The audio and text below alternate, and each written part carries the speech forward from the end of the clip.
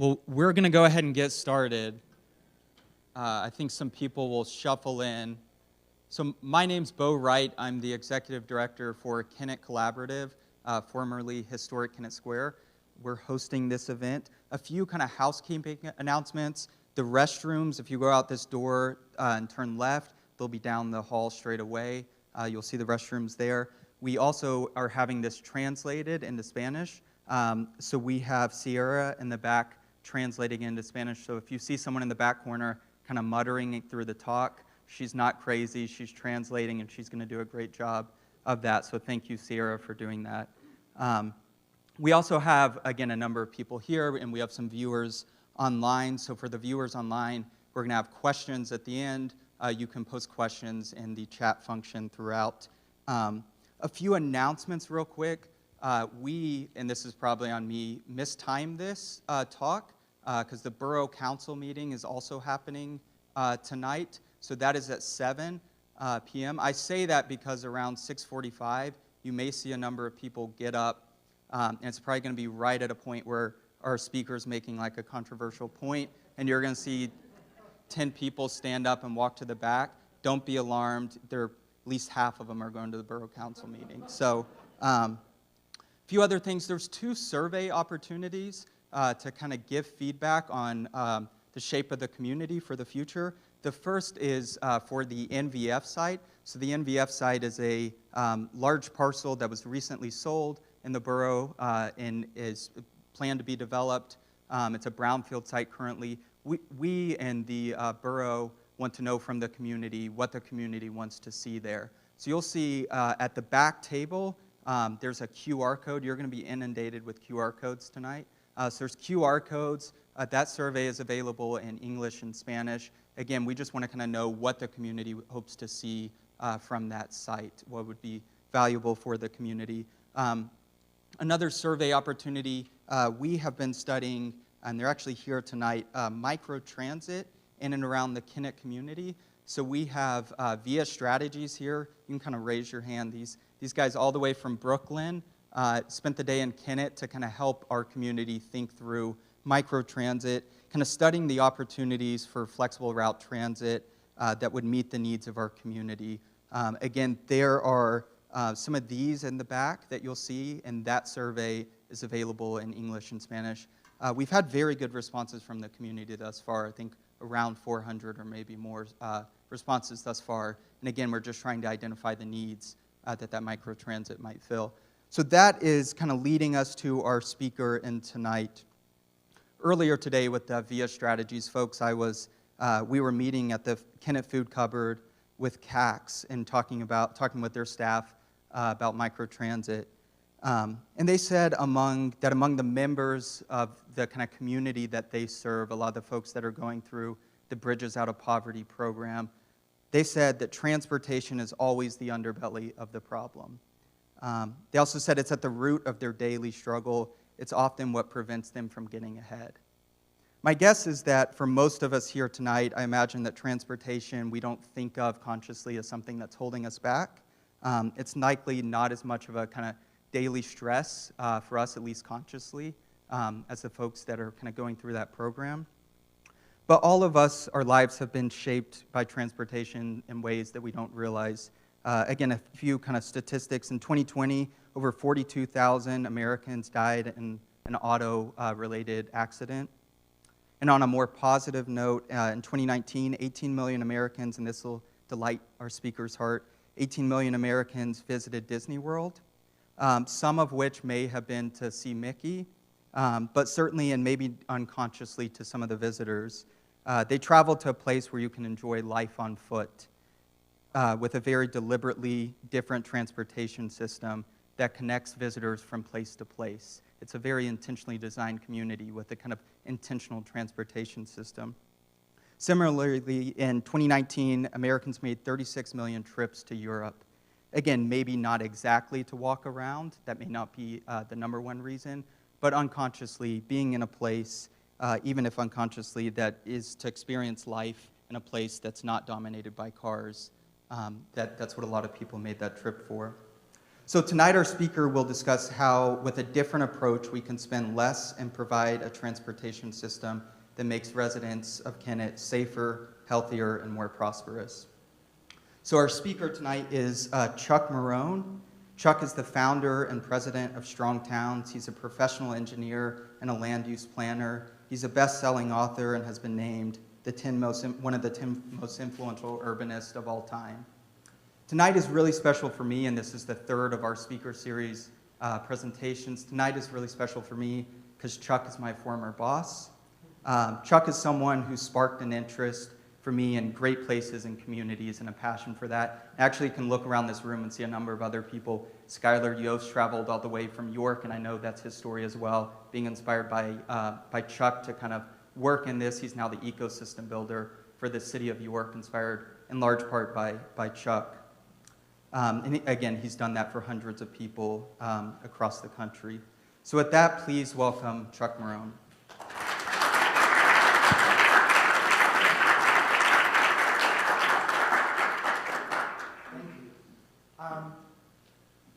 Wow, it's very nice to be here.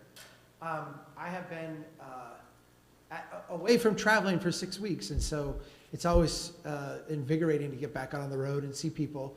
Thank you to Bo. We were colleagues for quite a while, and it's great that such an exciting city has a dynamic leader here making things happen. So thank you for the opportunity. And Skylar, I don't know why you're always showing up, man. I'm just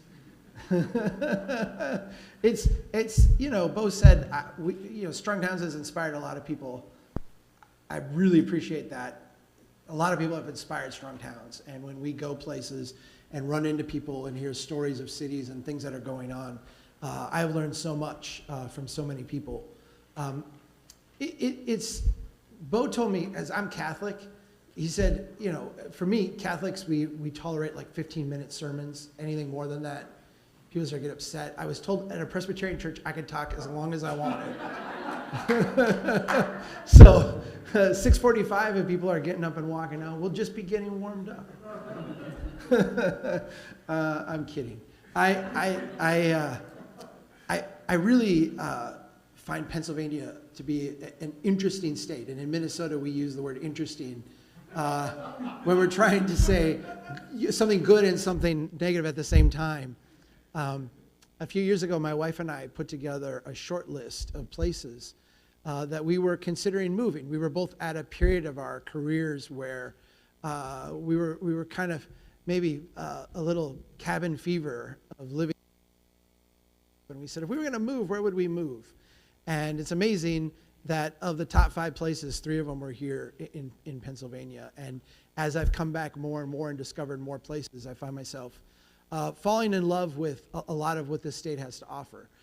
You have some of the most beautiful old towns that are just functionally, near perfect, except for, and this is the other side of interesting, the deep damage that you've done to them with your transportation system.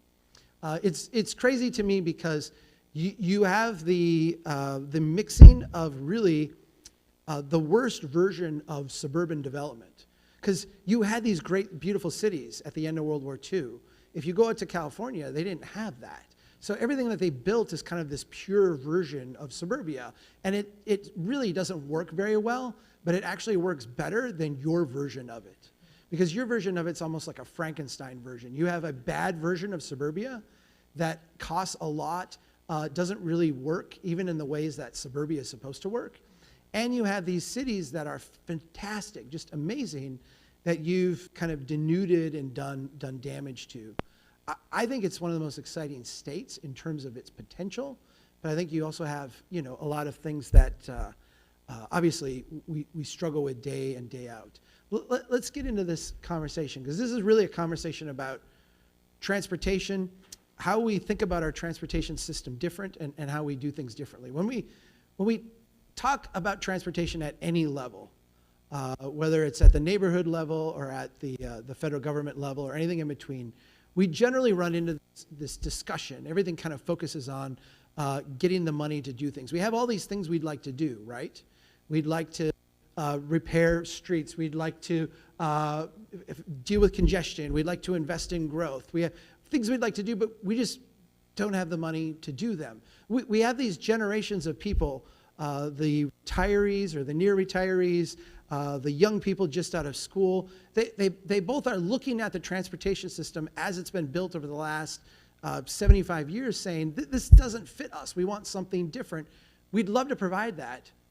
We just don't have the money. We have all these things we'd like to do that we're not doing today. We'd like to invest in rail. We'd like to invest in biking and walking. We'd like to improve our bus networks. We'd like to do all this stuff, but we just don't have the money to do it. What is the obvious answer to all these challenges?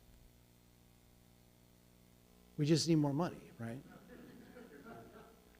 If we just had more money, we could solve all these things. And in fact, if you listen to people talk about transportation in Harrisburg, at PennDOT, if you listen to people talk about it at the Capitol, if you listen to people in Washington, D.C. talk about it, the talk is an obsession about how to find more money to do everything we're doing today and then some more.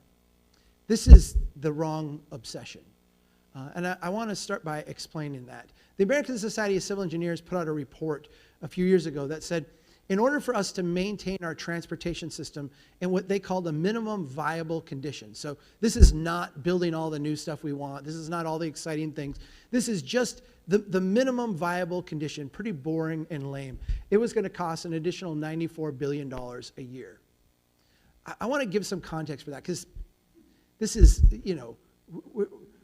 they put this report out back when we cared about budgets. It was so quaint, like 2 years ago. Now, like $1 billion here, $1 billion there, $1 trillion. It's all money thrown around. Let me put this in the context of some things that we are familiar with. The federal gas tax today was last raised in 1993. It sits at 11.4%. We asked the question, if we want to increase the gas tax to pay for transportation, how would we go about doing that? One of the suggestions, again, back when budgets used to matter and we were theoretically going to pay for things, was that we would index the gas tax to inflation. So 1993, the gas tax had a certain amount of buying power. That's been eroded over time by inflation. Let's just catch that up. If we were to do that, we would have a gas tax of around 29 cents, 30 cents a gallon. We asked the question, well, what if instead of indexing it to inflation, we indexed it to GDP growth? The idea that as we invest in transportation, we grow the economy. What would that give us? That would give us a gas tax of, again, around 30 cents a gallon. What if we indexed it to, from 1993 up till today, to traffic growth? Essentially the amount of demand. As traffic increases, we increase the level of gas tax, we have more money, we use that to pay for transportation. That would give us a gas tax of around, I think, 24 cents a gallon, yeah. What if we were to raise the gas tax, the amount that was needed to pay that $94 billion a year? What if we were going to say, we want people who use the system to pay for it, the minimum tolerable condition, is what they said. What would that gas tax be? That would be a gas tax of 78 cents a gallon. As we stand here today, oil prices are starting to creep up again. We're starting to see prices at the pump go up again. Everybody in this room understands the dynamic nature of gas prices. As prices go up, what happens? People drive less. As prices go up more, people drive less. The analysis that I just did, 78 cents a gallon, is a fantasy. It's a fairy tale. It's also on the low end of what would be needed. Because as we understand, if we raised it to 78 cents a gallon to bring in $94 billion a year, people would actually drive less. We'd bring in less money. We'd have to raise it more. I saw this done, the University of Wisconsin did this in a static analysis, and they came up with an infinite gas tax with nobody driving. Because people were never willing to pay what it took to maintain the system that we built, let alone expand it. In that same report, the American Society of Civil Engineers said, if we fail to properly maintain our transportation systems and make the appropriate investments to grow those systems, families and businesses in the United States would lose $1 trillion a year. $1 trillion a year would be the cost of not making those investments. In order to avoid that $1 trillion a year over the next decade, I'm sorry, it was $1 trillion over the next 10 years. The American Society of Civil Engineers said over that same period of time, we need to, as an economy, invest $2.2 trillion. The same report said, if we fail to make the appropriate investments in transportation, our economy is going to grow slower than it otherwise would. They said 1% a year slower. That is going to result in the overall economy being smaller than it otherwise would be. And cumulatively, over the next 3 decades, that would mean the federal government would bring in $540 billion less revenue than they otherwise would. In order to avoid that $540 billion revenue loss, the American Society of Civil Engineers recommends that the federal government spend $6.6 trillion on transportation.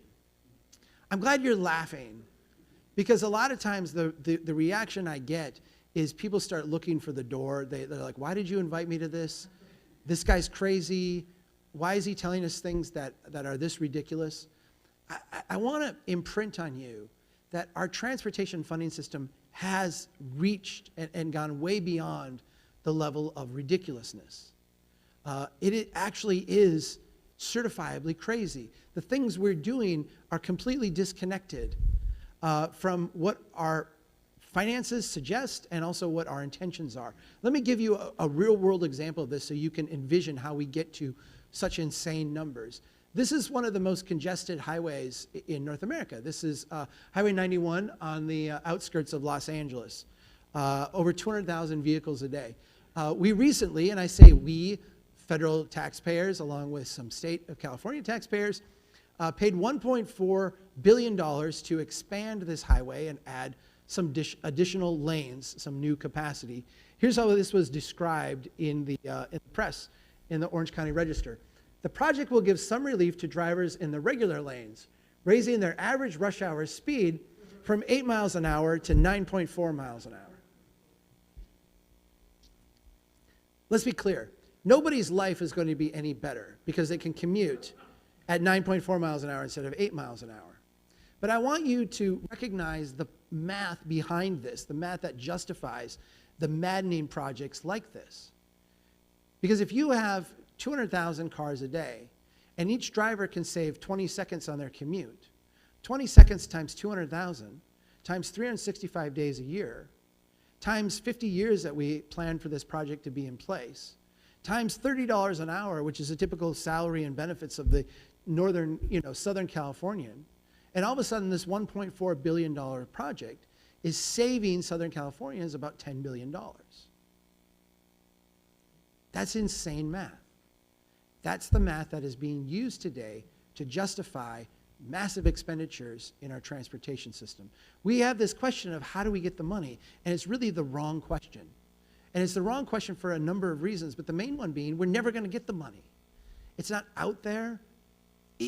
Let me give you one quick stat, and I always am leery to do this because you don't know me, and I don't want this to come across as partisan in any way. So if you know you're kind of like a little knee-jerk partisan, just do me a favor and suppress it for a minute so you can hear clearly what I'm going to say. A little less than a year ago, the president put out something called the American Jobs Plan. The American Jobs Plan, amongst other things, was going to invest in repairing of highways and repairing of bridges. That plan was universally understood to be a large investment. If you were on the Democrat side of the ledger, you trumpeted this as a major commitment to infrastructure, a once-in-a-lifetime type of investment, a catch-up investment because of years of neglect. This was a big, big number. If you were on the Republican side of the ledger, you had concerns because this thing was so big. The price tag was so huge. Could we handle it? Could our economy take this? This is reckless levels of spending. The one thing that everybody agreed on was that this was a very big number. That big number then went through a process where it was whittled down to a smaller number. And that was the number that was ultimately passed last November. But I want to focus on that original big number. In the president's plan, he identified 77,000 miles of federal roadway that is currently in poor condition. New miles are added every year because highways decline, but right now there's 77,000 miles. Over the next decade, that big number would have fixed 12% of those roadways that are currently in bad condition. More roadways would come on the list than would actually be repaired by this huge number. The president's plan identified 45,000 bridges that already today are in a state of disrepair, that need urgent repairs. The president's plan of those 45,000 bridges would fix 10,000 of them. Again, huge number, most aggressive number anyone could ever ponder, whittled down in bipartisan compromise. That number only fixes a fraction of what is already bad over the next decade, a decade in which more and more is going to be added to that backlog. Whatever you think like politics can solve here, it's not going to solve it. We do not have the money to do what we're doing today.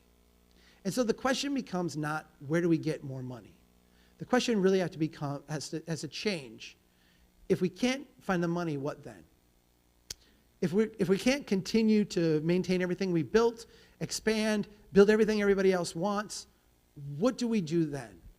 And I want to shift us to that question because it's actually a really exciting question. It's a really exciting thing to grapple with because there's all kinds of answers to this more sophisticated question. If we want to answer this question, we have to delve into and try to get an understanding of how our transportation system actually works. A lot of times, people who have, initials behind their names saying they have licenses and education and registration, a lot of the technical manuals that are used to design this stuff can be scary to non-professionals. We're gonna strip some of that away here today because a lot of the base underlying assumptions of our transportation system are very easy to grasp.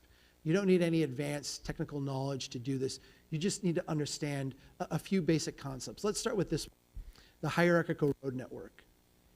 The basis of our entire transportation system in North America is this.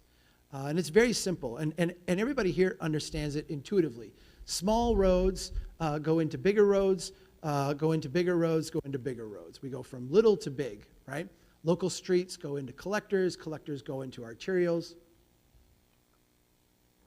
This is that suburban pattern we talked about at the beginning.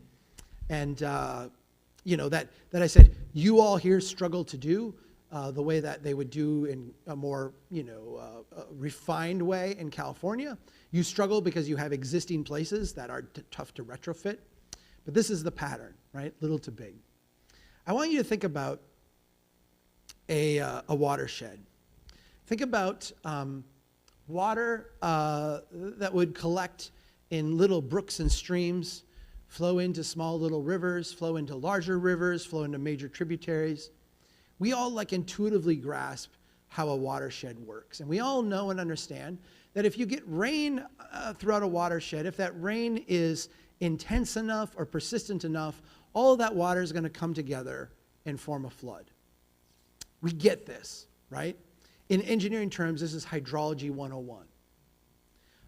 In hydrology 101, which I took in college, you spend about 5 minutes on this because everybody intuitively understands it. But for some reason, when we walk out of hydrology 101 and we go across the hallway into traffic 101, the dynamics of this system become confusing to us. And the idea that, local streets would pour into collector streets, would pour into arterial streets, becomes, very, very confusing. When you get a little bit of rain out on the edge, if that rain is intense enough or persistent enough, what happens is you get a flood, right? This is just fluid dynamics. It's a very, very simple system. The idea that this is somehow really, really complicated is kind of silly. And let me point out something.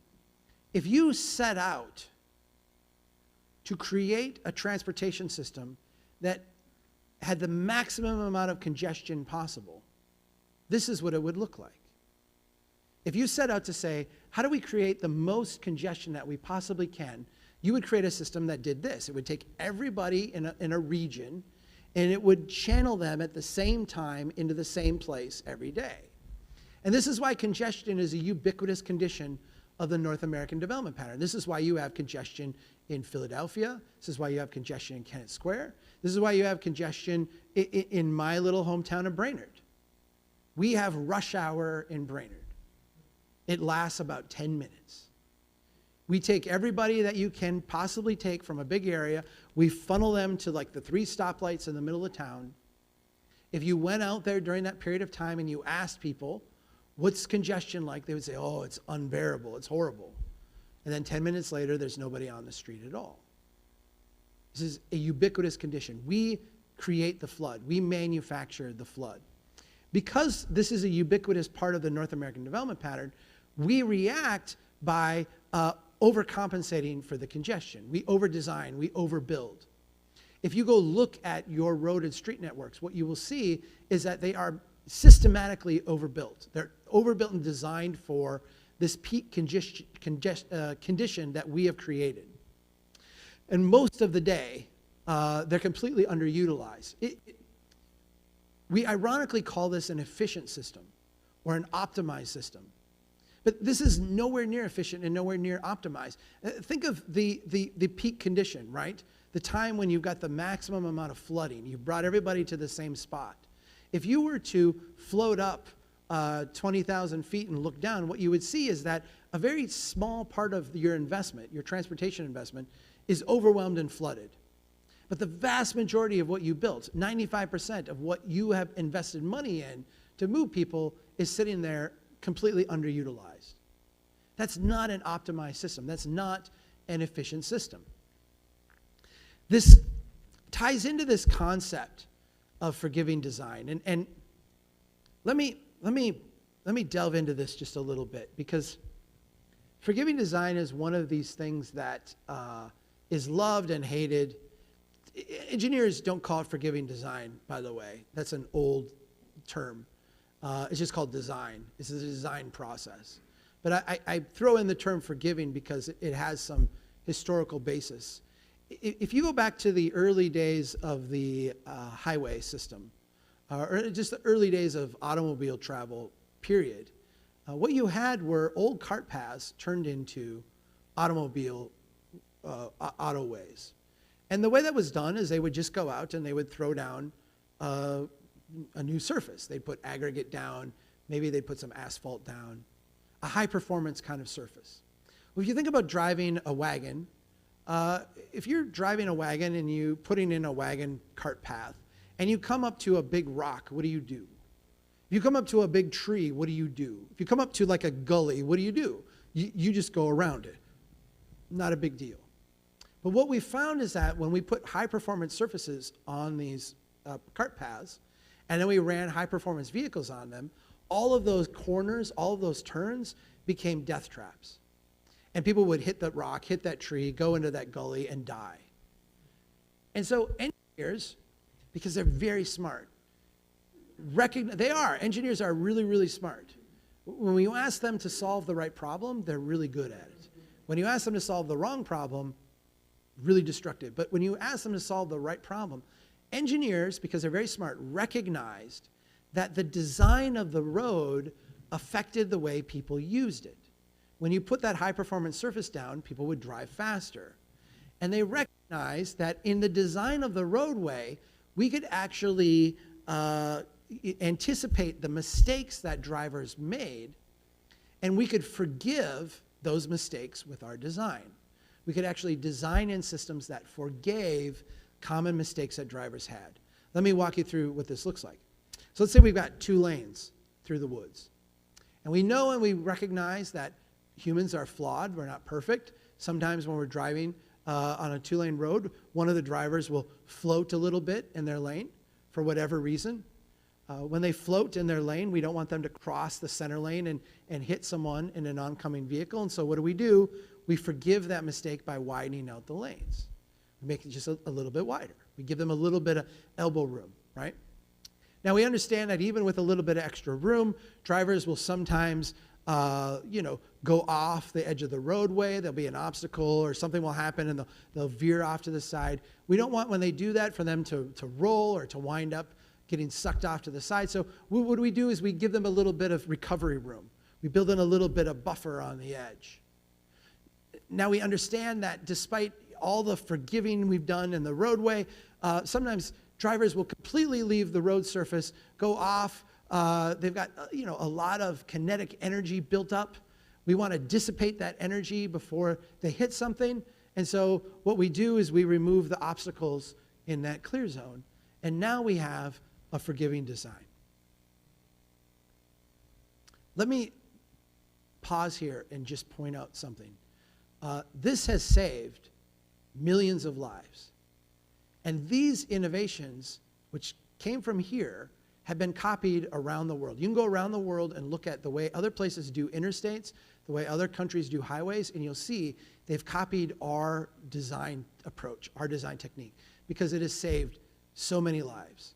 If you look at the fatality rate per mile traveled in the 1930s, and if you took that and applied that to the number of miles traveled today, instead of 40,000 people dying last year on our roadways, we'd have over 500,000. That's how great this approach is in forgiving mistakes that drivers make. What's the problem with this approach? The problem with this approach is that this is great for the open road, right?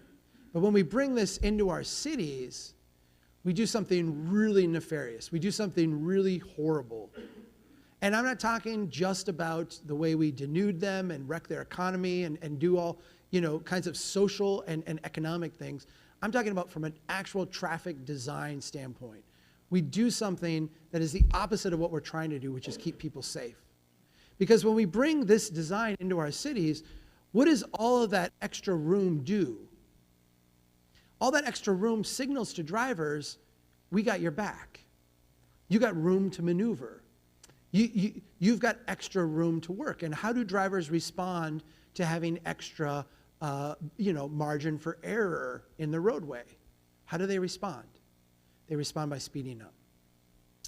And because cities and urban areas have a lot of random complexity to them, that combination of high speeds and randomness creates the fatality rates that we see. Someone asked me at the end why fatality rates are going up despite traffic going down during the pandemic, because it's actually related very much to this, but if you're interested, otherwise it would take too long. The way we go about designing local streets derives in a sense, its DNA or its background knowledge from what we learned in the highway building era. This is the manual on uniform traffic control devices. This is the quote-unquote Bible of the traffic engineering profession. Your streets in Kennett Square have been designed with references to this manual. This manual says, here's how you will lay things out and build things. If you're interested in understanding, though, how the local street would differ from, say, the highway that got you here, this book is going to disappoint you, because if you can look up the definition of a street, it literally says street, see highway. There's no discernment at all between the street in front of this church, the street in front of the local shop, the street where you walk your dog, and the highway that you traveled to here on. This is not an accident. It's just a body of knowledge that the engineering profession is not using. And so you have this problem where the streets are actually designed with a margin for error, with a forgiving design at a high design speed, when we actually want people to travel at a lower speed. I'm going to close your eyes for a sec. I said it's been 6 weeks since I've done this presentation. I think I know, yep, I was going to say, I think I know what comes next, but I was not positive, because one of the things about doing a book tour is that you start with one presentation, and after 3 months, you end up with a different one, and it evolves. And these are some recent things I added in, because you get questions from people, and you start to figure out where the gaps in your talk are. This is one of the frustrations that most people have. People drive too fast down my street. They drive too fast in the community. If you listen to like the National Highway Transportation Safety Board and a bunch of experts they've assembled to look at why fatalities are up while driving is down during the pandemic, they'll say things like, we're meaner people today. We've more temperamental, we're crabby, we're more reckless. We had one person was quoted in the LA Times as actually saying, we have all this pent up frustration, so we go and drink excessively, drive fast without seatbelts, like we have a death wish. Insane pseudoscience. What's going on is actually like much easier to understand. And let me start with something that I think will make a lot of traffic advocates. It tends to make a lot of traffic advocates crabby or mad with me, but stick with me here because I'm going to explain it. All of the stuff we do with enforcement, with lowering speed limits, with public education campaigns, is not only worthless, it's counterproductive in a lot of ways. It doesn't actually lower speeds. It doesn't actually make things safer. You can tell people all you want to drive safe.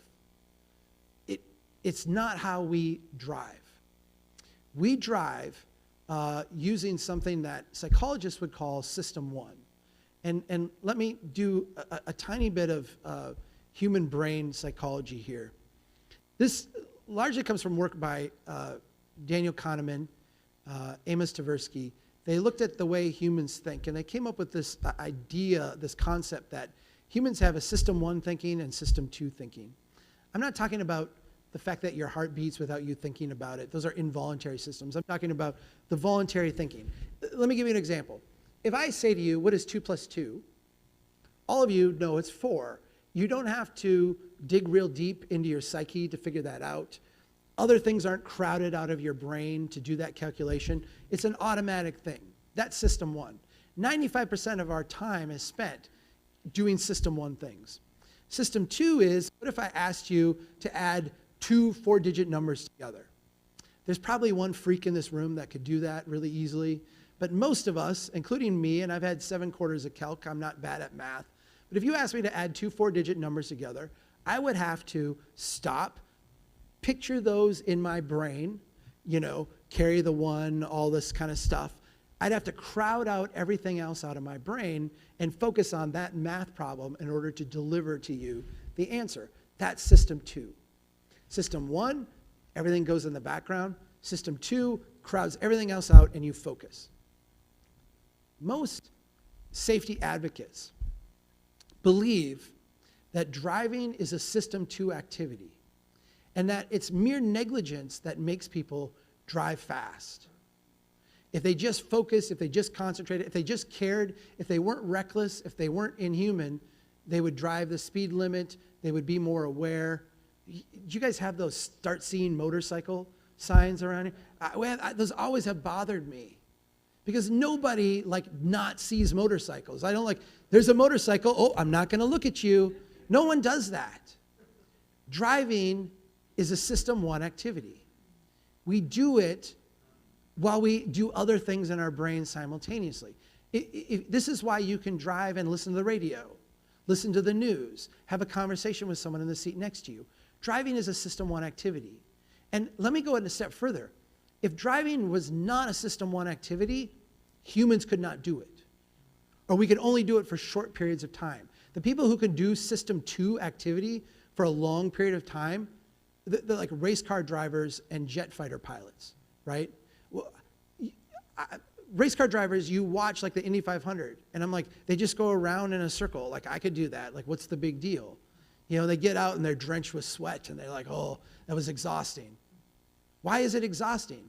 Because they just spent 4 hours in System 2, focused like this on everything they're doing. They're not listening to the radio while they're doing the Indy 500, right? Driving is a System 1 activity. And because of that, we as humans respond to the signals that the roadway gives us. We respond to the signals that the street gives us. And so when the street tells us, we've got lots of buffer, we've given you lots of margin for error, we've got your back, we've taken care of this, the typical human being will drive faster, right? Here's the uncomfortable truth. I'm going to turn around and read this. People will tend to drive the speed they feel comfortable driving regardless of any other factor. You can scream at them to slow down. You can threaten them with fines. You can threaten them with vehicular homicide. You can do all that.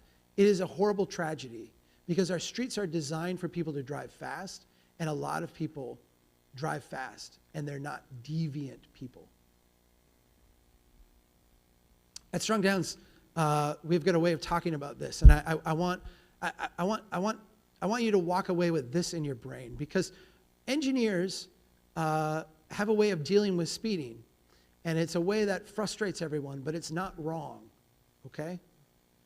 Engineers will say, all right, and I used to do these as a young engineer. I would have to go out and do speed studies, because when you're young, you do the not glamorous things.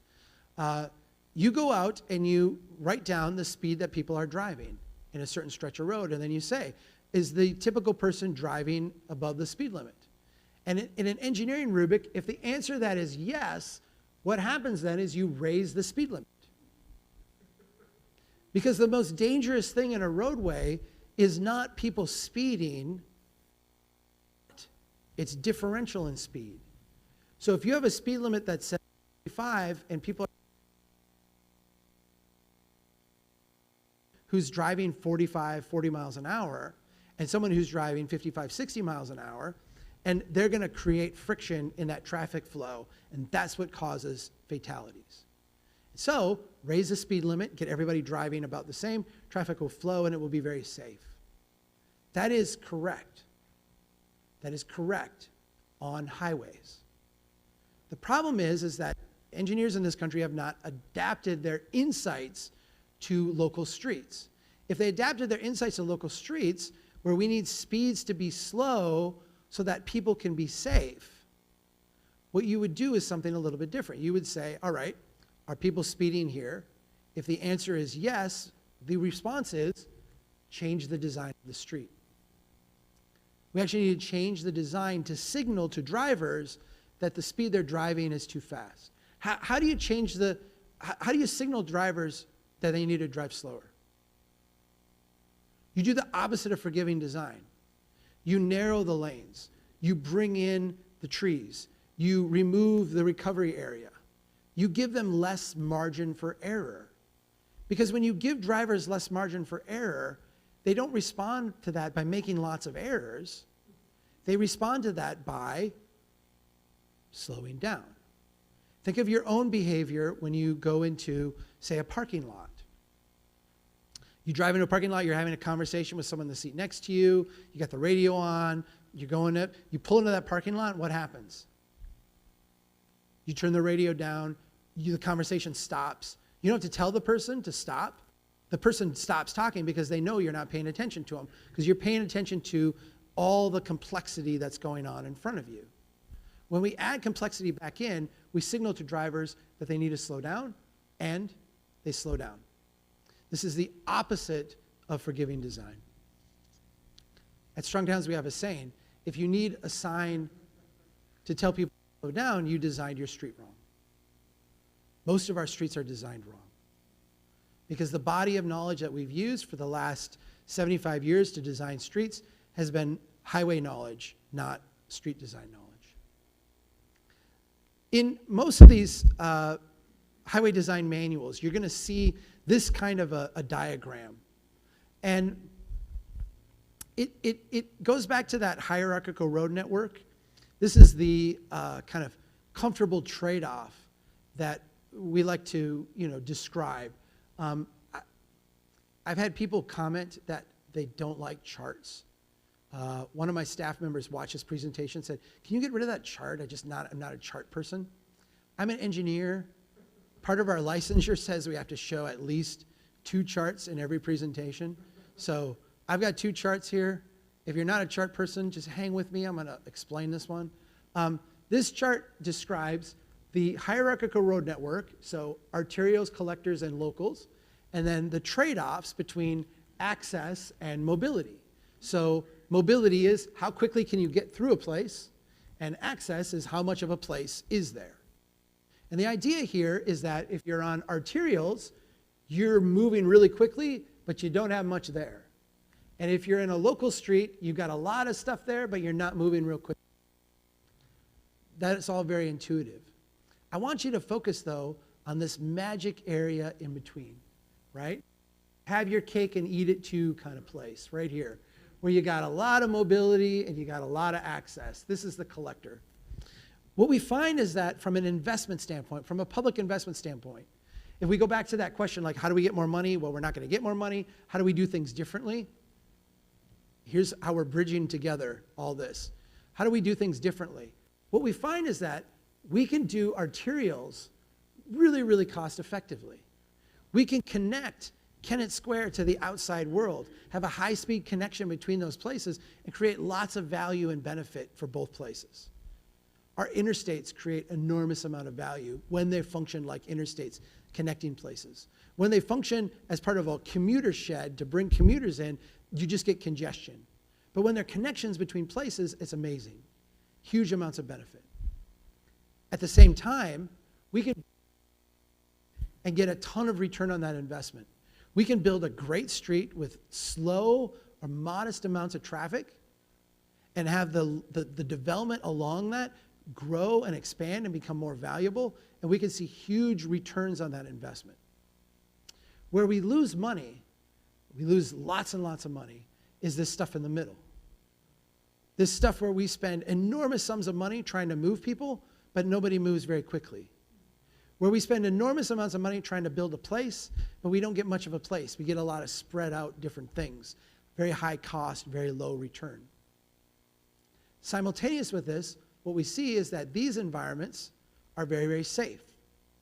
The interstate system is a really safe system. Per mile traveled, it's some of the safest transportation,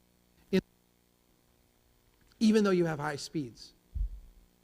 The only place the interstate gets really dangerous is when you start having interchanges every mile, every 2 miles, and you've got all these accesses coming in, cars moving around. Then you start to add complexity. You just got an interstate connecting 2 places across distance, ridiculously safe. Local streets at slow speeds, very, very safe. You might have a high number of crashes or a high number of insurance claims, but they tend to be of the fender bender variety, right? A dented door, a dented fender, no one's dying, no one's having traumatic injuries that they deal with the rest of their lives. It's this middle area here, again, where we combine high speeds with complexity that we get trauma. When you combine speeds greater than 20 miles an hour, 20, 30, 40 miles an hour with turning traffic, stopping traffic, traffic parking, traffic pulling in different lanes, crossing across traffic, when you have people walking, biking, and wheelchairs crossing the street, this is where we get all of our fatalities. This is where we have all of our traumatic injury. I want to take this chart that is a standard engineering chart that you're going to find in every transportation plan across the country and replace it with something that looks more like this. And what this is doing is not hierarchical road network. It's talking about speed. And it's asking the question, at what speed do we create the greatest amount of value in our transportation system? And the answer to that question is that when we're going at really slow speeds, a street, we could build amazing places and see lots of value from our transportation investments. When we're traveling at really high speeds and we're really getting somewhere quickly, we create a lot of value in our transportation system. But it's this middle area here, this area where we're not in a place, we're not getting through a place, we're not building any wealth, but we're not getting anywhere very quickly. This is the place where we've spent enormous sums of money and we've gotten very, very little return. This is something we call a STROAD. STROAD is a street-road hybrid. We call this the futon of transportation. If you think of a futon as being an uncomfortable couch that makes into an uncomfortable bed, a STROAD tries to do 2 things at once, right? And it fails at both of them. It tries to be a street and create lots of wealth. It tries to be a road and move people very quickly. It fails at both of them. If you look at this STROAD, you'll see there's 4 highway-scaled lanes. There's a center turn lane to get that turning traffic out of the way so the vehicles can flow through very quickly. Does anyone get to move quickly here? No. We've got really low speed limits. We've got traffic signals that make you go 0. We spend enormous sums of money moving vehicles quickly. Nobody moves quickly. When we look at this as a street, what we see is that all these businesses are responding to the auto-oriented environment. They all build parking lots. They all build drive-throughs. And so the businesses tend to spread out. The tax base gets denuded. The return per foot of investment goes way down. And we spend a lot of money here trying to create a place, but we get a place with very little wealth. This is a Strode. And the reality is the predominant transportation investment we have made in this country over the last 40 years. You know, we went through this highway era where we were building interstates and connecting places. And with that, we were kind of building this new version of suburbia. But now we have transformed into really just building primarily Strodes across the country. Strodes as a way to generate very quick growth. You know, you build a Strode, you can get the Walmart, the McDonald's, the Wawa, you can get the Marriott, you can get the couple little subdivisions go in. There's a formula that's actually been financialized and securitized based on continuation of Strode investments. This is primarily what we built. And if you want to look at why we're seeing negative returns on our transportation investments, it's largely about Strodes. Here's the good news. Fixing Strodes is relatively easy. It's something that we can do right now. It's something that we don't even need a lot of federal funding, or, you know, federal funding would help in some instances, but we don't need federal funding to do this. I'm going to show you right now how to fix Strodes, how to go from Strode to street, and how to go from Strode to road. And I'm going to preface this by saying this is actually like really, really easy to do, engineering-wise. The hard part of this is almost all cultural. It's almost all cultural. If you've got a Strode and you want to make it into a street, you want to have a great place that attracts investment, builds wealth, gets people out of their vehicles, shopping, living, doing all the things that humans do in a great place. The approach is really easy. The first thing we do is slow speeds. We got to slow traffic down. You can't have good economic activity when traffic's going over 15, 20 miles an hour. It just won't happen. You got to slow traffic way, way down. You have to prioritize the place over the through traffic. And that means prioritizing people who are walking, people who are biking, people who are getting around in other ways, as opposed to the traffic flow going through. The traffic flow going through is going to be impaired so that you have a better place. The priority needs to shift. We have to actually, in our places, welcome investment. And so we have to actually have the codes and the approach to building that welcomes people come in and build more in our existing places. This is a function of complexity. And we need to actually recognize that a good, healthy place adapts and changes in complex ways over time. If we want to go from Strode to road, then it's basically the exact opposite. We want to get traffic moving, and so we want to limit access. We want to get rid of all those friction points so we can keep traffic moving more quickly so it can get from one place to another. We want to separate all of our different ways of getting around. A lot of times people want bike from one city to another, and that's great, but you can't do that on the side of the road. There's no way to make it safe biking 6 feet away from someone driving 60 miles an hour. You can't do it. We should have those facilities, but they're separate facilities. We can have separate facilities for buses and transit so that those options can dominate over time, particularly connecting places that people want to be. We need to resist the temptation to mine that highway investment for short-term economic gain. If you remember back at the beginning, or towards the beginning, I talked about how on Highway 91, everybody's going to save 20 seconds worth of time, and that adds up to $10 billion, and that justifies the $1.4 billion highway investment. Well, when we create an access so that Wawa can go in, or that strip mall can go in, or what have you can go in, what happens is you get the opposite effect. The place that goes in gets massive amounts of benefit. All of you lose 10 or 15 seconds off your day. 10 seconds is not enough for you to show up at a council, put your down and say, I'm not going to, even though collectively you're losing way more than what is being gained. Do that over and over and over and over again, and now your drive from one place to another that used to be 10 minutes is now 15 or 20 or 25. That's how we creep into that. We have to resist that. Roads are simple, simple spaces. We need to treat them that way. So let's go back to this. Hydrology 101. There's a solution for this problem. Is this our council meeting leaving? Yeah. Take care, guys. Good luck. How do we solve this problem? We used to try to solve this problem by doing things like building dams, putting in dikes and levees, trying to engineer our way out of it. But that has been a complete failure. We have, tens of thousands of dams that are in states of disrepair, where their failure, which is imminent in a lot of ways, is going to cause huge environmental catastrophe. Over the next 2 decades, you're going to hear a lot about dams failing, because we built these things with 50-year lifespans, and we're now in years 60 and 70 in some cases, and they need serious work.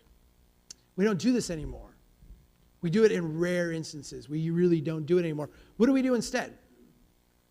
Well, the way we've solved this problem now is we go out to these places out here and we say, you can't contribute to the flood. You have to retain your water on site.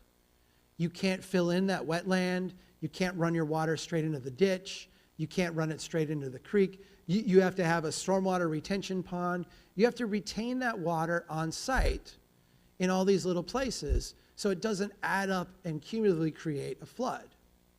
That's way cheaper than building dams and levees. It's way more effective than building dams and levees. And while people complain a little bit at times, right, they'll say, well, gosh, it's just a little wetland or it's just a little this.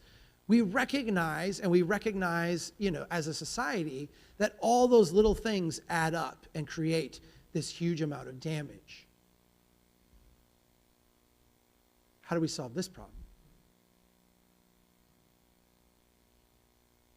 The way we solve this problem is we build places. We build neighborhoods. We substitute auto trips for other trips. We give people options to do other things. We build corner stores. We build local barbershops and beauticians.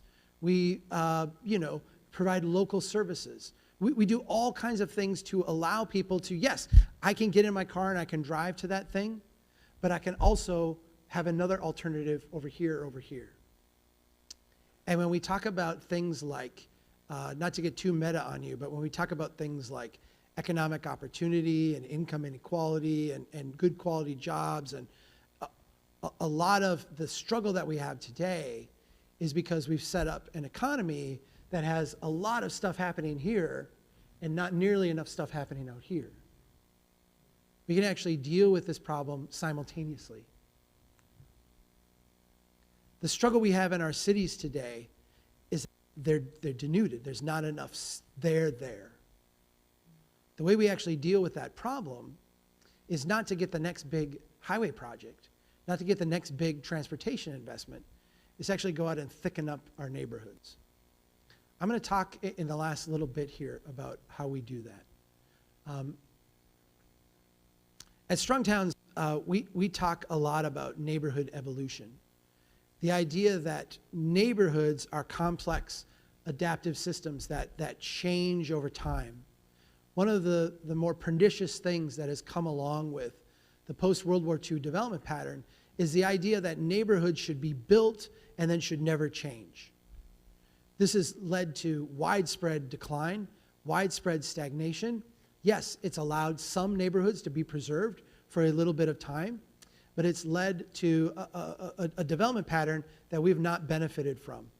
At Strong Towns, one of the basic insights about development that we have is that every neighborhood needs to evolve and change. And because of that, every neighborhood should be allowed by right, which is like a technical planning term, is saying, you walk in at 9 a.m. with a completed building permit, you walk out by noon with permission to do it, like very low bar of approval. By right, you should be able to build everywhere the next level of development intensity. If you have a neighborhood of single-family homes, there should be no regulatory friction for that evolving over the next generation to becoming a neighborhood of duplexes or a neighborhood of single-family homes with accessory apartments. This is the kind of investment that our ancestors, and I say that in the broadest sense of the word, made all the time in their neighborhoods. It's how a great city like Kennett Square started, very small and built up over time. Basically, small buildings were replaced with bigger buildings, and every iteration was a better version of the past one. That's what a city actually looks like. That's what a functioning city actually does.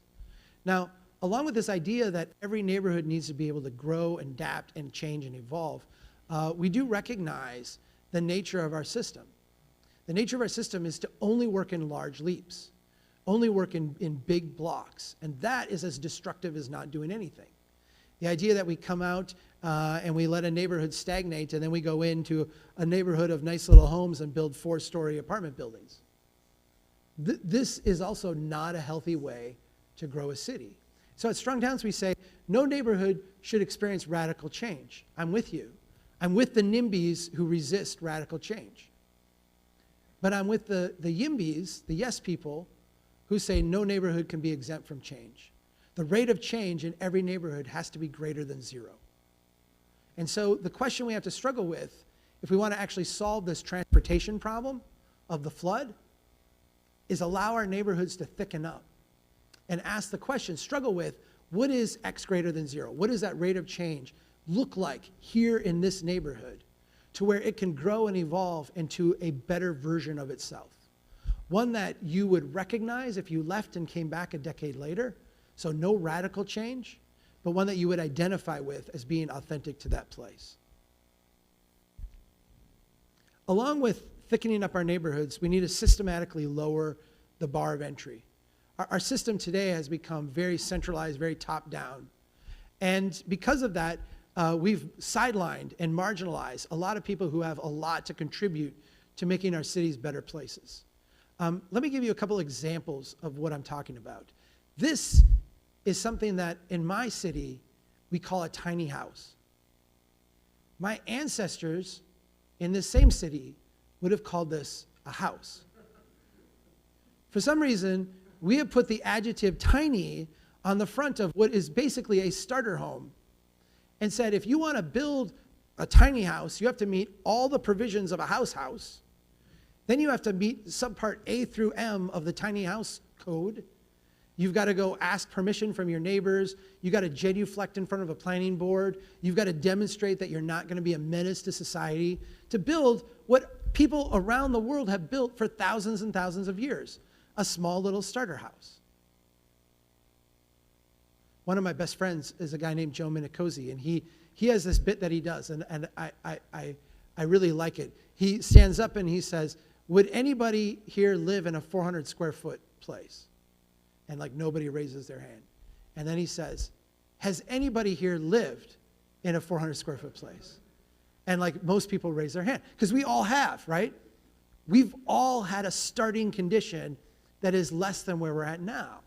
When we wipe that out, when we say that's not a viable product in our community, what we've done is we've taken a whole bunch of people that would like to participate in building our place, and we've said, no, you don't get to participate.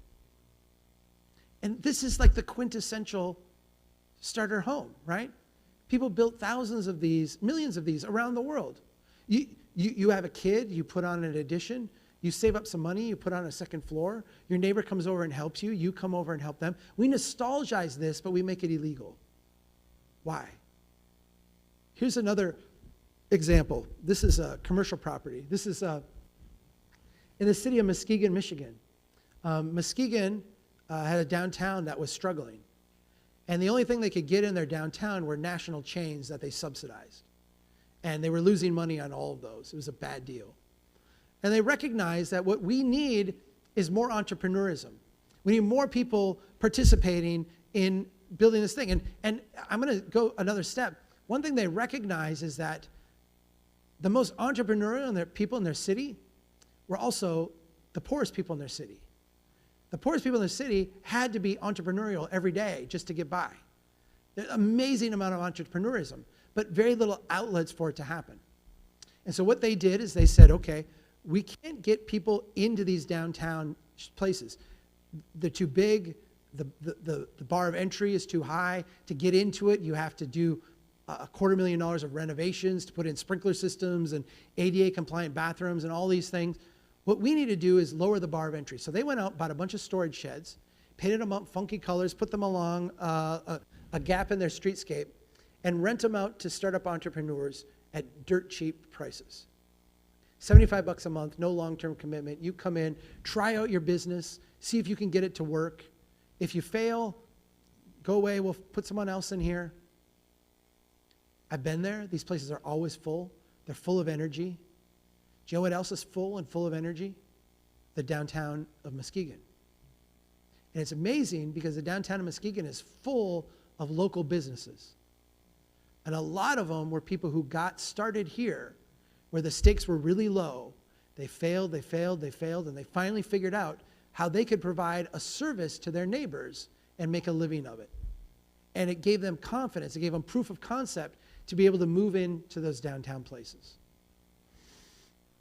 Finally, we need to change our approach to public investment. We have had 75 plus years of very top-down public investment. It's not a partisan statement. This has been a bipartisan project for many years. The idea that we build out the interstates, the idea that we would make these very big investments and very big projects.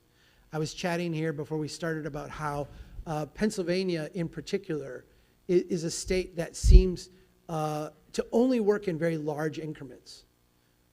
You have a real zest, a real zeal for the large, transformational project.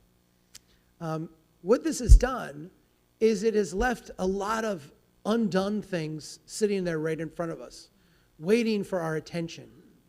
We have oriented our local governments in particular vertically along a flow of capital. If you work in a local government, and I've worked with local government all my professional career. I hold local government in very, very high esteem. I think local government needs to do a lot more than it does now. But when we look at local government, what we see is a setup that aligns very vertically. And you're constantly asking the question, whether it's direct or implied, what is the capital flow from Washington, D.C. that we can access? What's the capital flow from Harrisburg that we can access?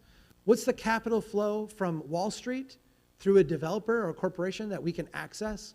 And how do we align ourselves to capture our share of that vertical capital flow? What we need to do instead, if we want to make our places thicken up, if we want to make them better places to live, if we want to make good investments that have high return and high payoff for our community, we need to take our government and orient it horizontally around the urgent needs of people in the community. Let me walk you through what this looks like. At Strong Towns, we put together a four-step approach to making the lowest risk, highest returning public investments that we can make. Step number one, go out and observe with humility where people in the community struggle. Where are people having a difficult time right now using the city as it has been built? I'm going to emphasize the word humble here, or humility.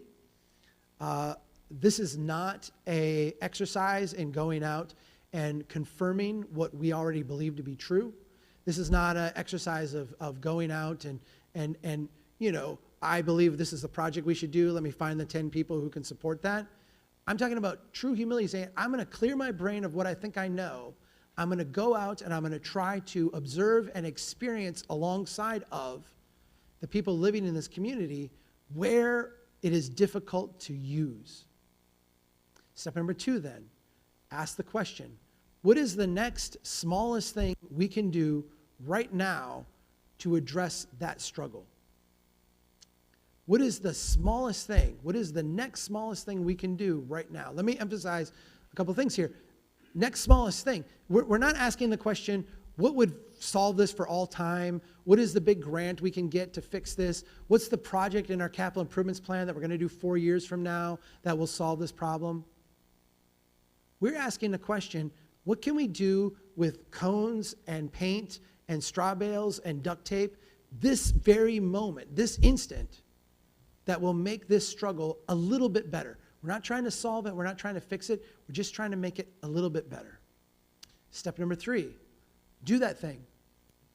Do it right now. Don't send it to a committee. Don't hire a consultant. Don't debate it for 6 months. It's a tiny little thing. Go out and do it right now. Step number 4, repeat that process over and over and over. Jane Jacobs called cities co-creations, things that we build together. We have gotten very used to cities being things that we pay taxes and then is delivered to us as kind of a finished product. And that's not the way good places work. That's not the way community is supposed to function. A lot of our criticisms of local government should actually be criticisms of us and our relationship with local government. Our governments need to realign. And if they do that, what we'll recognize is that there is an enormous amount of investment to be made. But they're small investments. They're incremental investments. If we make those investments, what we will see is that we will have enormous financial returns from them. Very low risk, enormous financial returns. And simultaneously with that, we will improve people's lives. That is the essence of what a Strong Towns approach is about. Because what we recognize is that the most productive places in a city all have the same thing in common. When we look across North America and we say, where are the places that are financially the most successful? Where have our public investments yielded the greatest amount of private wealth and prosperity? What we see is the same thing over and over and over again. What's the one thing we see in every one of these places where we look? We see people. Humans are what build wealth. To borrow a phrase from ecology, humans are the indicator species of success. If you're trying to build a successful place and there's nobody outside of their motor vehicle in that place, it's not working. You'll know you did something when you see people outside of a car. I want to finish with this. And I want to do this exercise with you because it's really important that we recognize what everybody else recognizes. When engineers sit down to design a street, there's a process that they go through. And that process is, in a sense, a reflection of the values that they bring to the design process. Not as individuals, but as a profession. If you sit down and design a street as an engineer, the first thing you'll do is you'll say, what is the design speed for this street? You'll then ask, how many vehicles, what is the volume of traffic I'm expected to accommodate? Given that speed and that volume, what does the code book say is a safe design? And then how much is that going to cost? It's these 4 values, speed, volume, safety, cost, that make up the design process. And it's important to recognize that they are not only values, but they actually have a hierarchy to them. They actually have a very defined, this comes first, and then this, and then this, and then this, set to them. This is my street where I live. This is 4th Street North in Brainerd, Minnesota. I started the day there at 4:30 this morning to get to you today. It doesn't look like this now. There's like feet of snow all over. That's the sidewalk up to my house. This is the street where I live on. I want you to picture the street that you live on, or maybe the street you would like to live on. And I want to ask you to design that street, to go out and do a project to make that street into the street you want it to be. And I want to ask you, of these 4 values, of these 4 steps in the design process, which one would you start out with? I'm going to have you shout this all at the same time. Would you start with speed? Do you want to make sure that vehicles can travel at a certain speed? Would you start out with volume? Is it important to you that you accommodate a certain amount of traffic on the street? Would you start out with safety? Is it more important to you that the street have a certain level of safety? Or would you begin with cost, that your investment is cost effective? Now shout this out all at the same time. Would it be speed, volume, safety, or cost? Safety.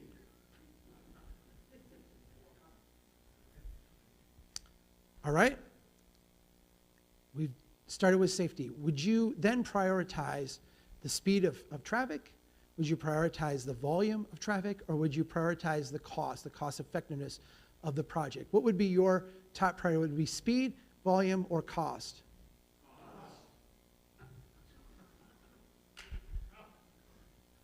I can't change this. If you had to prioritize, I can move cars at speed, but I will move fewer cars. Or we can move a set volume of cars, but the speed is going to have to be reduced. Would you prioritize speed or volume?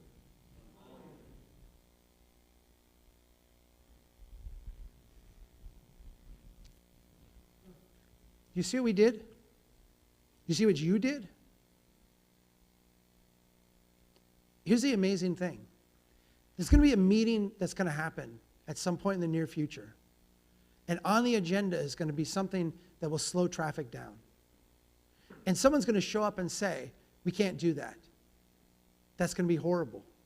That will wreck all kinds of things. And in your gut, you're going to say, I would like to slow speeds, but I think I'm alone in that. I think that I'm the only one who believes that. I think that the common knowledge is wrong, but I think the common knowledge, the common consensus amongst people in my community is that the speed is paramount. And it's not. Look around. You all believe the same thing. I go to community after community after community. I've done this with groups of hundreds of people all over North America. I've done this with groups of engineers. And you know what they say? That's what they say too. Next time there is that meeting, stand up with confidence because you're not alone. You're not alone. Everybody else agrees with you. Don't be intimidated into thinking that they don't. There's this idea called complete streets. And it's a very American concept. I think this comes from a very good place, right? Has everybody here heard of complete streets? Yeah, it's an idea that was born out of an observation are really despotic and horrible for people outside of a vehicle. And so in order to build a complete street, we have to make sure that people outside of the vehicle have a minimum amount of consideration. Like I said, this is a very American concept. It in many ways winds up to be like a separate but equal kind of thing. I like to think of it as like an Oprah approach. You know, Oprah, you look under your seat. What do you got? Oh, you get a car, and you get a car, and you get a car. It is this like you get a lane, and you get a lane, and you get a lane, and you get a lane. If you're on bikes, you get a lane. If you're walking, you get a lane. If you're driving, you get a lane. Everybody gets something. When I first heard of complete streets, the engineers that I worked with all thought this was a terrible idea. Because streets are for moving cars. Why would we do anything else? I have watched the engineering profession warm up to the idea of complete streets, to the point now where most engineers that I know that are engineers that work with cities are big proponents of complete streets. I want to dig into that. I think there's two reasons why. First, there's more money to be made building complete streets. There's more grant money for streets. Complete streets. A lot of engineers, their contracts are a percentage of the overall project cost. There's a lot of things that make complete streets an easy pill to swallow.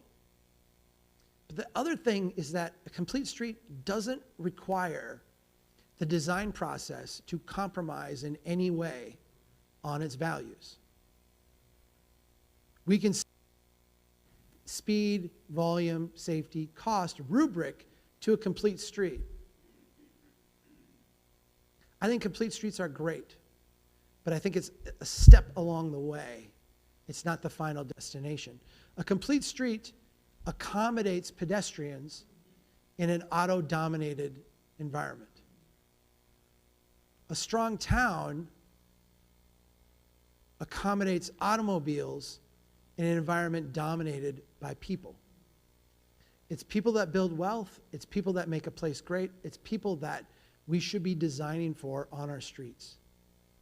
I want you to all go forward from here tonight very confident, not only in what you believe, but in the idea that your neighbors believe the same thing.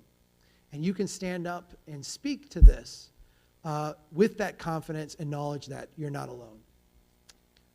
Thank you, everybody, for coming out tonight. I hope you don't think it's cold, because it's really nice and warm. I got off the plane. I'm like, wow, it's nice here. It's a delight to be here. I said, they told me that there wouldn't be books because they didn't make it, and I'm here and they made it. So I'm going to get to sign some books afterwards if you would like some. They're back in the back. There's both books. The first book, Strong Towns, came out in 2019.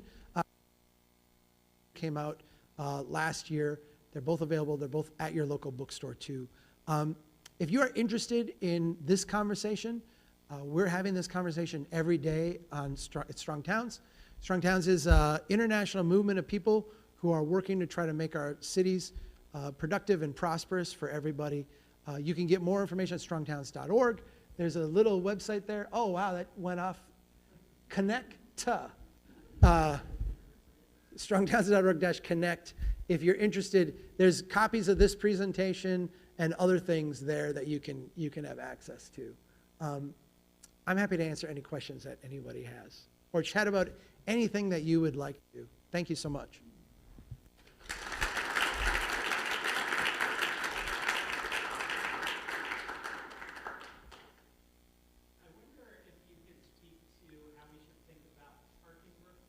Mm-hmm. You ever get asked that question? Yeah, it's a great. Yes, I do. So I'll say one really provocative thing that is true, and then I'll back off and try to talk about it in a way that won't trigger people. You have a huge parking problem. You have way too much parking. Like way too much parking. And that's the parking problem that almost every city of this size has. Vastly too much parking. Let me try to speak a little bit more nuanced on that. Every parking spot that you have, I grasp, represents like an opportunity for a business or an opportunity for someone who doesn't live necessarily here or within walking distance of a place you want them to patronize, to drive to your community and utilize that parking spot. And we tend to look at parking spots as like the advertisement for our community that we've got space available to come in here and be part of it. I think that's a wrong way to look at parking. Every time I see a parking spot, I see a trade-off between stuff that would be of service to others, another business, another home, and let's put this just in sheer economic terms, a place where there's a transaction or a patron, or both. I look at that not being there, okay? I also, the engineer in me looks at the infrastructure in place and recognizes that when we're putting $250,000 of infrastructure into a lot, and all we get out of it is surface parking does not need sewer, does not need water, uses excessive amounts of stormwater drainage for storing cars for part of a day. It is a really expensive use of property. And so when I see a parking spot, I see a tremendous community investment in something that actually robs you of things that make a community better, more places, more interesting things, more patrons that would drive more investment. And in return gives you a development pattern that emphasizes people who don't live here over people who do live here. That's not to say we go out and get rid of parking tomorrow, but I feel like there's some common sense things we can do right now that would put us on a path towards changing a lot of the parking we have into productive uses. First thing that we need to do is we need to stop requiring places to build more parking, and we need to stop building more parking. To the extent that the municipality is building parking, we need to be done with that. Like municipalities do a terrible job of it. The market for it is generally not there. We almost always lose money on these investments. In fact, I've not seen a parking ramp that really cash flowed well over its entire life cycle. Maybe for a couple years here or there, but not over time. We're not generally good at managing these kind of investments, and we should stay out of it. Number two, we need to charge for the parking we have. That's a bizarre thing in cities that have too much parking. In cities where people say, well, I can just go up the road to Walmart where they got free parking, or I can just go out here where they have free parking. Part of the reason why you feel so desperate often for parking is because you're in like this race to the bottom. And even if it's the first hour free and we're going to charge you $1 for the second hour, what we've got to start doing is actually setting a value on that land so that the land can ultimately be converted into higher value uses. Parking our goal should be to get to such a valuable place that people are willing to pay obscene amounts to park here. Okay. The third thing then, we're going to stop building parking, stop requiring others to build parking. We're going to actually charge for parking, so no free parking. Parking's going to come at a cost because it's not free. It's not free to you, and you want to actually create a market that will respond to parking. The third thing then is any money we get from that parking needs to actually be recycled back to, and our energy needs to be recycled back into making the neighborhood that the money came from better. It should be a accelerating thing. The more valuable parking is in a place, the more the parking should cost, and the more money should be around for making that place better. And by making that place better, I'm talking about things like, cleaning up the street, putting in nice amenities, having street festivals, doing things that would actually create more people and more energy in that place. What we ultimately want to do is we want there to be a huge strategic advantage to living in the city. And I'll say it like this. I don't know if I would say it like this in a different context, but I'll say it amongst friends here. Right now, what we have done is we've said there's a huge advantage to living outside of the city or on the outskirts. We've made it a privilege to do that, and we've done that at the detriment of people who live close. So if you live close, there's fewer places to walk to, fewer places to get to. It's less safe. It's not as nice, to be, because we put this emphasis on providing parking for the people who don't. We have flipped that around and make there an advantage to being here. In other words, I'm living here, I have a higher quality of life, the streets are nicer, it's safer, I can get to more stuff, there's more stuff here. At the same time, that will then create a little bit less of a privilege for being the person who lives somewhere else and drives in. That's an economy that you can sustain for a long time, and that will accelerate on itself. Parking is the antithesis of that.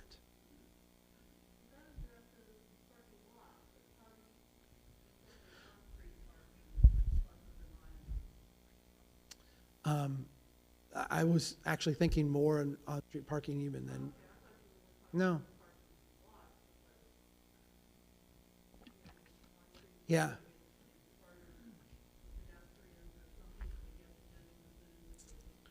Yeah. No, I would ultimately, you know, let me put it this way. I don't think any city of this size in North America over the next 30 years is going to not have an ample amount of on-street parking. So it's kind of a theoretical exercise to like move beyond that. If you are in New York City or San Francisco or parts of Philadelphia, your on-street parking is such a colossal waste of space for you.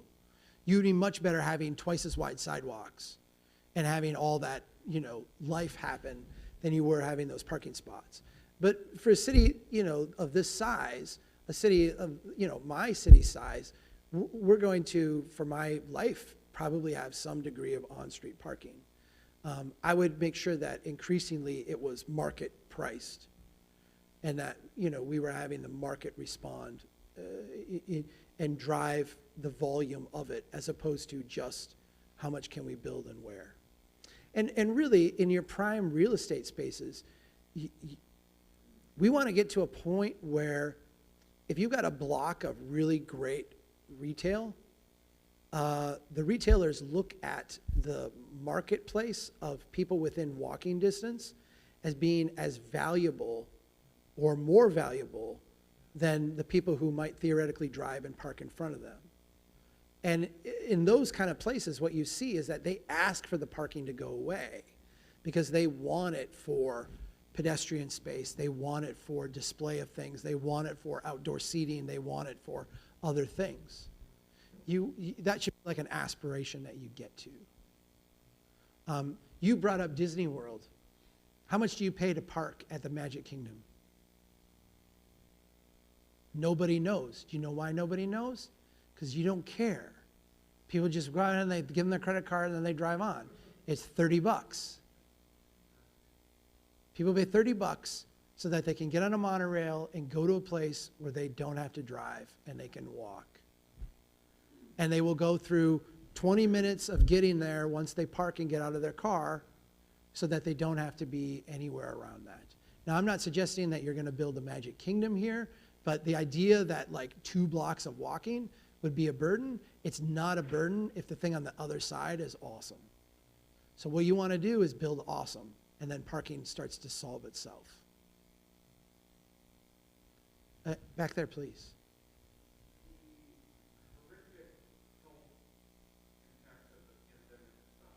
Uh-huh.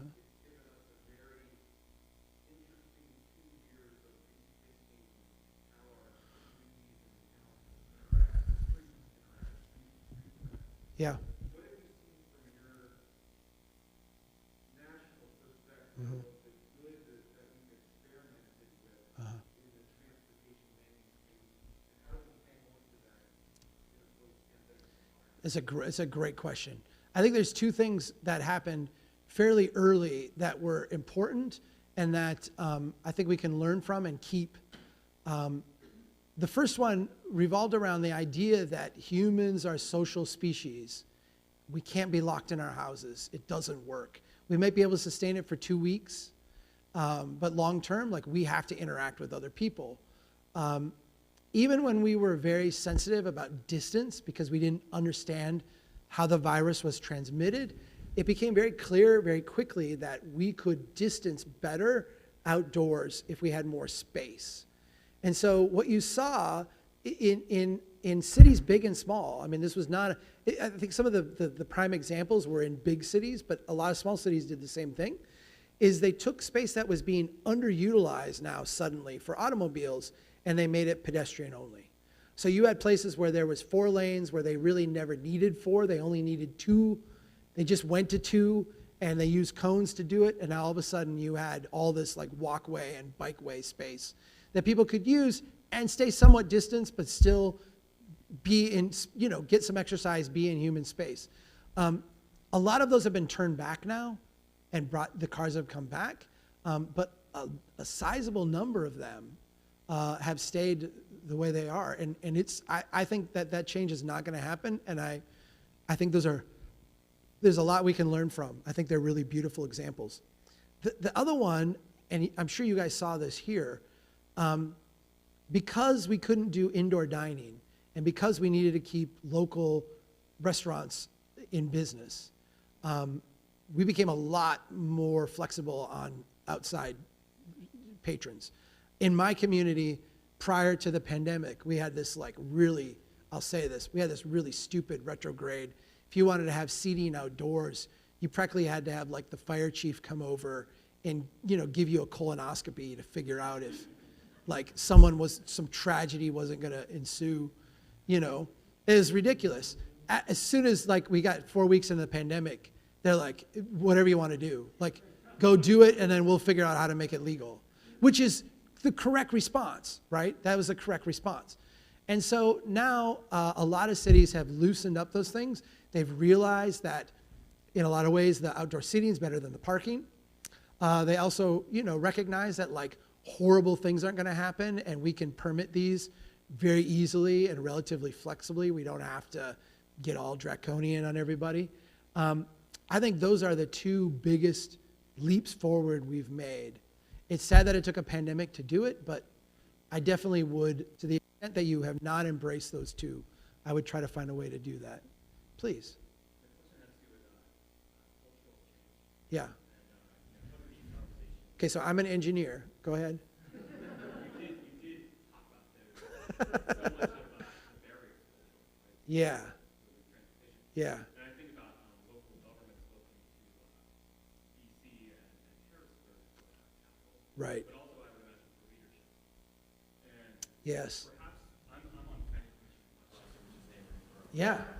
How do I relate to the community? How does the community relate through these different commissions that are set up?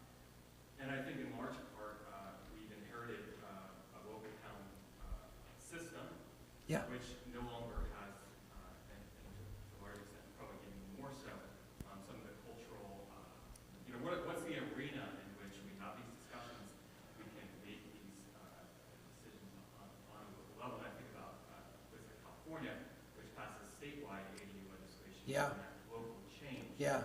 And so I just wanted you to talk Yeah. about that, one, the arena for the local, and also what is maybe the national response to allow us to kind of transcend maybe this system that we've inherited, Right. which isn't serving our needs quite as well. I was just going to say, to add to that, the questions from online are really getting at what can municipal officials do to help kind of create a strong town, and then what do you see that municipal officials do that are consistent barriers to the strong Yeah. town approach? Yeah. I guess I tack those on for Yeah. this very much focused in some ways nationally, and then, you moved into the local level. Yeah. What can we as citizens and then our elected officials at the local level do? Well, it's a really good question. As you were talking, I was thinking about like plan commission, because plan commission is a really tough job. You're given an ordinance, you have to administer it. Sometimes that ordinance is dumb, and you're like, why are we doing this? You can change the ordinance, but that's not easy, and you got to get consensus. And a lot of times you feel very hamstrung because you're basically like a cog in this larger system. And you're saying, how do we change this larger system just from sitting here? Really hard. The planning commissions that I've seen do the best job of this consistently do two things. The first thing is they really go above and beyond to invite people in to talk about things. So it might be you're debating an ordinance change.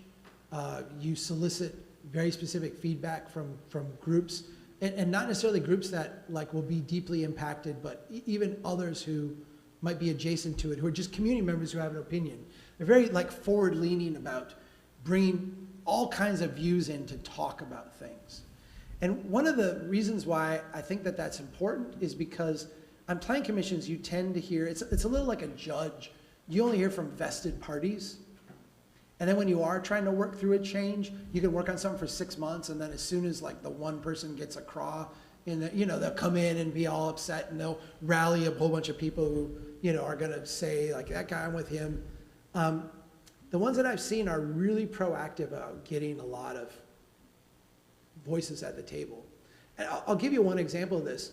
The Planning Commission in Brainerd, I was on for a little bit, and everybody, we'd have all these discussions, and people would say, well, we're trying to keep youth here. How do we keep youth here? Our youth all leave. How do we keep youth involved? And then we'd bring in old people to talk about youth. And every time I would point this out, I'm like, we're talking to the superintendent of schools, who's a nice woman, and certainly she's closer to youth than a lot of us are because she's a superintendent, but she's also an administrator who deals with other administrative people doing administrative things. Let's talk to youth. So we actually went to, this is the second thing I was going to say, but they're related, is the best planning commissions that I've seen get out of the boardroom. I used to do zoning for a whole lot of cities. That was my job before I started Strong Downs. I ran a planning and engineering firm, and about half of what we did was we served as the staff for cities that needed high-end professional help on applications. And one of the things that we would do is go out and bring the planning commission out to sites and to places, because it changes everything when you're there talking to people.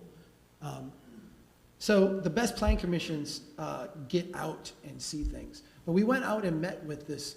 There's a place in Brainerd called The Shop, and it's kind of funny because they wanted to start a center for at-risk youth.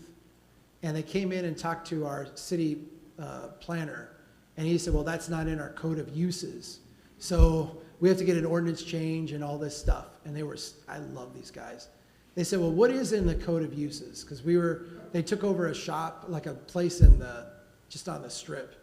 It used to sell video games, and it was empty. And they went down and they said, well, retail establishment is on. So it was like a shop was one of the uses. And so there's so if we just sell something like pop, we're good? And they're like, yeah, if you sold pop. So they applied as a place that sold pop, The Shop, and then they have at-risk youth there that meet and do other stuff.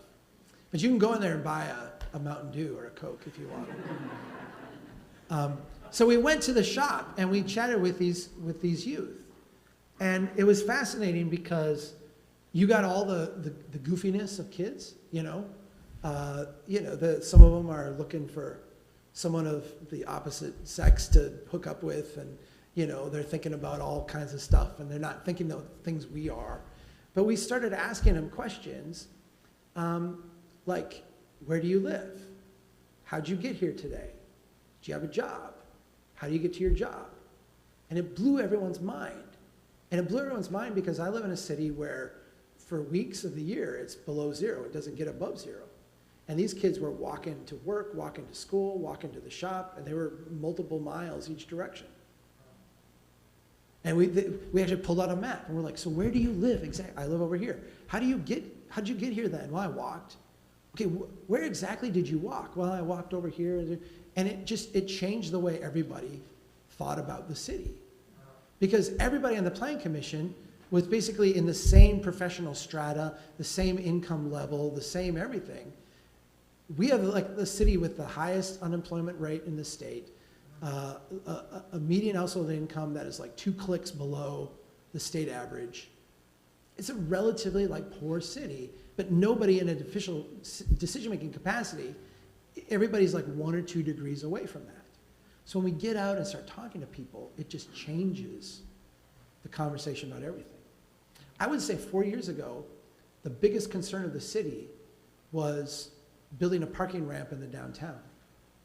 Now, not only are we not building the parking ramp, we're trying to sell some of the surface parking lots for developer. And we're talking about how do we get people to make it easier to walk across the main strode through town. And a lot of it is because of the work that the Planning Commission did in getting out and meeting other people. Does that help? That's probably it for questions for tonight. Again, Chuck will be selling the books at the back. Am I selling them? You are. Okay.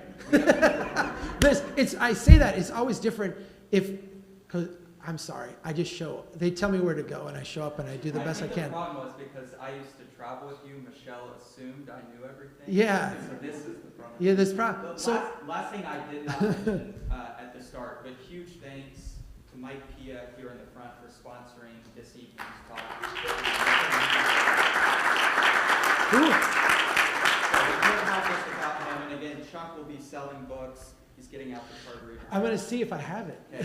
Okay. We have books in the back, and Chuck can sell Hey. those as well.